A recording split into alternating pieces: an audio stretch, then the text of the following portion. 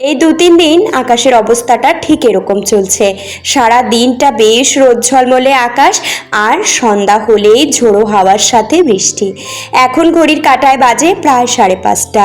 সকালবেলায় উঠে তুলসী তলায় প্রণামটা সেরে উঠোন বাড়িটা ঝাড়পোছ করতে লেগেছি। বাসি কাজগুলো সেরে স্নান করে পুজোটা সেরে এসেছি। তারপরে ঘরে এসে বিছানাটা একটু তুলে নিলাম, মানে বেড কাভার, বালিশের কাভার সবই আজকে চেঞ্জ করে দিয়েছি। এদিকে চলে এসেছি কিচেনে এসে আমি এই যে একটু চা বসিয়েছি, সাথে একটু ভাজা চিড়ে করব, কারণ বিস্কুট দিয়ে খেতে আজকে খুব একটা ভালো লাগছে না, তাই চিড়ে ভাজা দিয়েই খাবো। চাটা খেয়ে নিয়ে তারপরে একটু ঘরে চলে গেছি, গিয়ে যে ডাইনিং টেবিলটা ক্লিন করেছি, তার সাথে বোতলগুলো জল ভরে রাখলাম।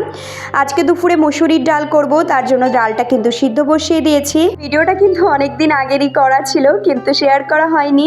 আর দেখো, গাছ থেকে একটা আম পেরেছি, আমটা পুরোই পাকা, জানি না আদৌ টক হবে কিনা। আকাশটা কিন্তু বেশ মেঘলা হয়ে এসেছে। আর এদিকে রুই মাছ দিয়ে গাটি কচু করব, গাটি কচুটা সিদ্ধ করে নিয়েছি। আর এদিকে মাছগুলো কিন্তু নুন হলুদ মাখিয়ে কিন্তু ভেজে নিয়েছি। আজ এনেছিল বাটা মাছ। আর এদিকে টক ডাল বলে আমি সর্ষের সম্বার দিয়ে একটু কাঁচা লঙ্কা হলুদ লবণ দিয়ে নামিয়ে নিয়েছি। ভাতটাও হয়ে গেছে, তার সাথে টক ডালটাও কিন্তু হয়ে গেছে। রাঁধুনি সম্বার কাঁচা লঙ্কা দিয়ে গাটিগুলো দিয়ে পরিমাণ মতো হলুদ লবণ দিয়ে হালকা একটু ভেজে জল দিয়ে ঢাকনা চাপা করে রেখেছিলাম। মাছগুলো দিয়ে নাড়িয়ে চাড়িয়ে তারপরে কিন্তু ওপর থেকে ভাজা জিরের গুঁড়ো ছড়িয়ে দিয়েছি। তারপরে কিচেনটা একটু ক্লিন করে নিচ্ছি, তাই ঘর বাড়িটা একটু মুছে নিলাম। টাটা।